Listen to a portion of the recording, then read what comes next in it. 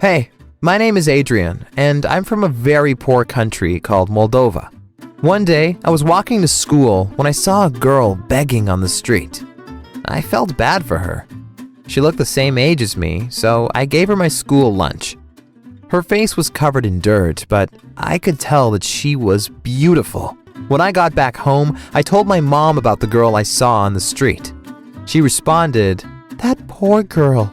If she's beautiful and on the streets, she won't survive very long." I said, "What? Why not?"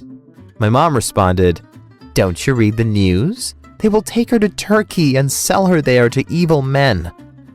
I was shocked and said, "We can't let that happen. We have to rescue her."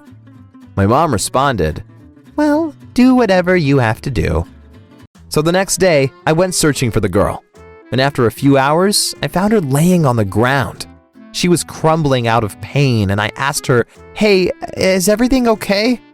She responded, "My stomach, it hurts." And I said, "Don't worry, my mother can give you some medicine if you want." I could tell she didn't quite trust me, but she also didn't resist when I pulled her up and brought her to my home. There, my mother gave her some painkillers and sent her to take a shower. When she came out again, she looked completely different, like a normal girl, even though very beautiful. That day, I asked her why she'd been homeless, and she told me how she had grown up on a farm on the countryside, but her mom had turned insane and kicked her out one day. She said she had never gone to school because she had to help her family working on the fields. I felt so bad for her. I said, "Hey, if you want, you can live with us now. We don't have much money, but we will give our best to take care of you."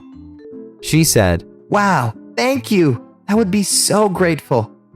That's how our friendship started. We spent lots of time together and often wandered through the forest. But one time, she hurt her feet and couldn't walk anymore, so I had to pick her up and bring her home. I know it was wrong, but it felt good to feel her skin on mine. And I guess she enjoyed it too because she cuddled her head against my chest.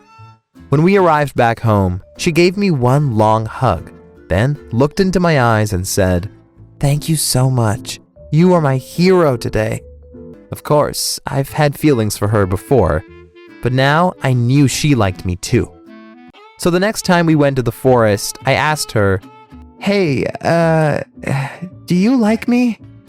She turned red and whispered, "Maybe." I had no idea what that meant and said, "Oh, it's okay if you don't like me. Don't worry." But she responded, "No, I do like you." Wow, I hadn't expected such a clear answer, but I knew what I had to do next. I gently pulled her towards me and slowly kissed her. This was awesome, but she wanted to go further and tried to pull my pants down. I said, No, it's too risky. We are too young to have a baby." But she just smiled at me and said, "You stupid. That's not what I wanted to do." Back then, I had no idea what she meant. But after one long last kiss, we went back home again.